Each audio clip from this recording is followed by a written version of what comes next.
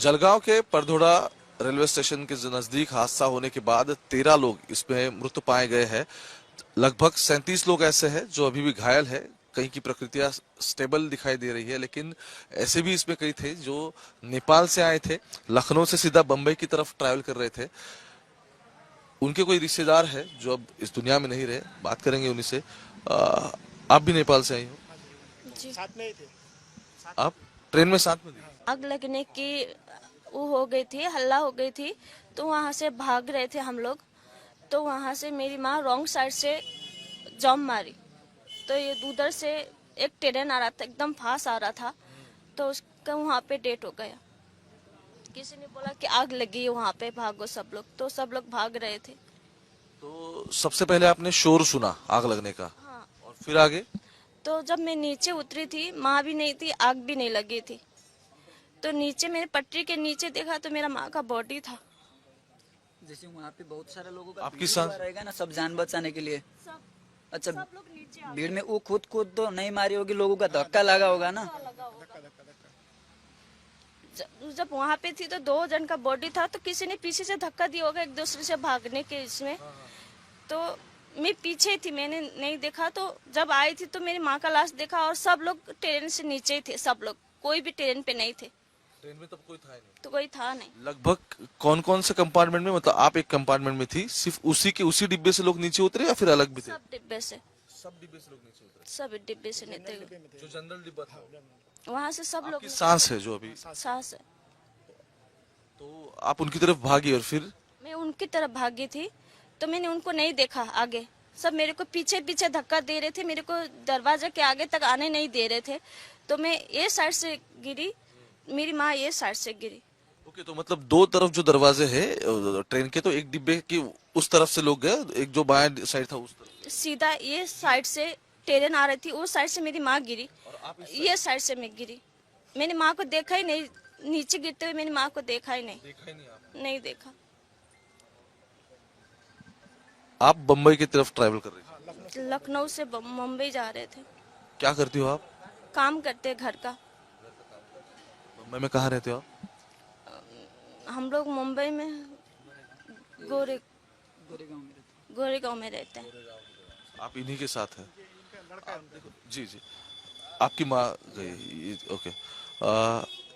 देखो, आप पूरे, मतलब जितना लखनऊ से जब पुष्पक ट्रेन जा रही थी तो पूरे आप ट्रैवल करते समय साथ थी। क्या बातें हुई थी आखिरी आपके साथ, उनके साथ? कुछ नहीं हुआ था, ऐसे बोले कि तू सो रही रे, चाय पी ले। तो हम लोग ने दोनों ने मिलके चाय पी, बोले कि तू लेट जा। तो मैं लेट रही थी, माँ भी लेट रही थी। अचानक माँ ने बोला कि आग लगी है, भाग जा। इतने माँ का आवाज आया और माँ 2 बैग लेके भाग गई थी। तो वहाँ पे फोन मोबाइल किसी ने चोरी कर लिया, और माँ को भी किसी ने धक्का दे दिया। तो उनका फोन वगैरह कुछ रिकवर नहीं हुआ?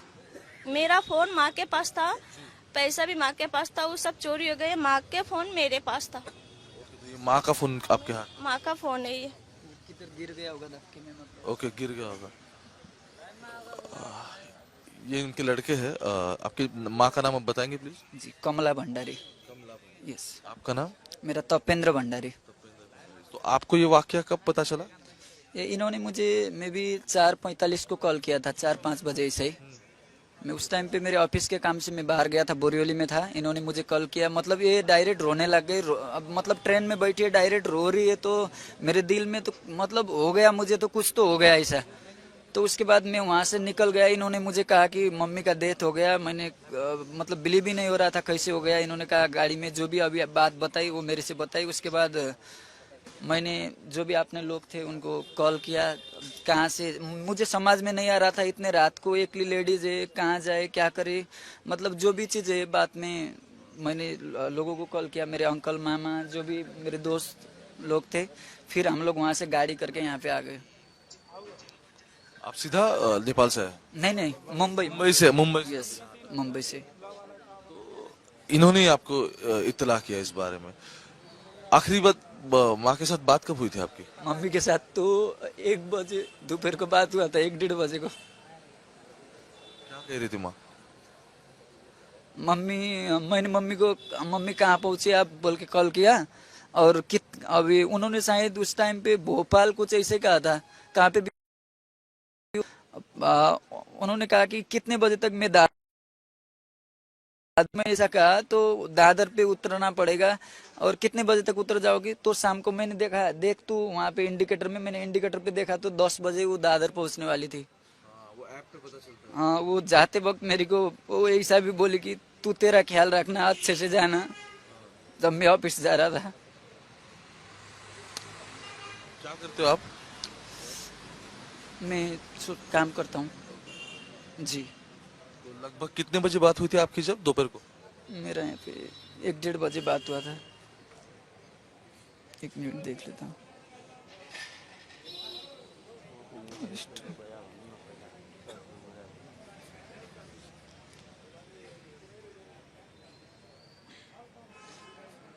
मेरी 1:30 बजे, 1:37 बजे इनके फोन से इन्होंने माँ के साथ बात की थी कल दोपहर को, और ये आखिरी आखिरी फोन कॉल है उन्हीं के साथ।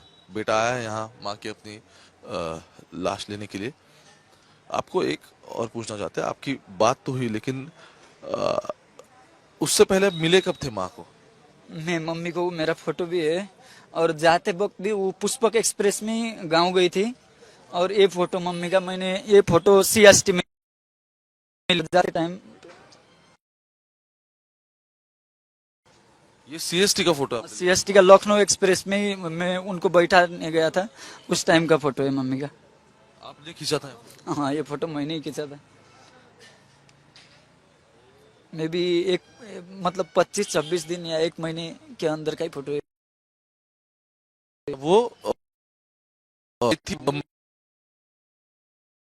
उस टाइम पे मेरा जी दादाजी गुजर गया, तो उनके दाह संस्कार के लिए मतलब वो गांव गए थे, तो रिटर्न होते टाइम उनका ही डेथ हो गया। तो ओके, दादा के अंतिम संस्कार के लिए वो गई थी अपने गांव और भी वापस आ रही थी तब ये हो गया। जी जी। आप कहाँ से? नेपाल से। इनके मतलब रिश्तेदार है अलग है? हाँ, गांव का ही है। आपका कौन गुजर गया? चाचा चाची और भाई। कौन? चाचा चाची भाई। तीनों की डेथ हुई? हाँ, आपको कब पता चला ये? आपको कब पता चला? फोन शाला था मेरा उधर ही। शाला था ना उधर ही मेरा। शाला फोन किया था। वो उसी ट्रेन में था? हाँ, उसी टाइम में। अब वो कहाँ है? अभी वो हॉस्पिटल है ना उधर। ओके, तो उन्हें भी, वो भी इंजूर हुए? नहीं, वो बचा है। इंजूर्ड हुए मतलब लगा उसे, जख्मी हो गए? उसका भी हो गया ना। तो साले ने आपको फिर फोन किया? हाँ, फोन किया। तो आप कहाँ रहते हो? बम्बई भेंडे में। बम्बई में? आप भी बम्बई में रहते हो? तो आखिरी बार कब बात हुई थी आपके चाचा के साथ? 4 बजे के आसपास किया था। 3-4 बजे। और ये तीनों गए हैं, क्या लगभग उम्र रहेगी इन तीनों की? अभी भाई का तो अभी 10 साल तक है। चाचा का अभी 45 तक गया होगा। और तीसरा जो, उसका भी अभी 40-45 ऐसा ही। आप सभी एक ही तरह का काम करते हैं, कुछ अलग अलग करते हैं? हाँ, कोई कंपनी में, कोई सिक्योरिटी में, ऐसा ही। जी, आप कुछ कह रहे थे? वो मेरे अंकल है, आप ओके, आप हो? इधर ही रहते हैं पनवेल में। मुंबई में रहता। आप इन्हीं के साथ अभी आए? हाँ, साथ में आया। नेपाल के सब आप हो? देखो, इनसे बात कर रहा हूँ मैं, वो अपनी माँ के लिए राह देख रहे थे, उनके साथ फोन कॉल भी हो गया, और उनकी जो बीवी है वो माँ के साथ ट्रैवल कर रही थी तब।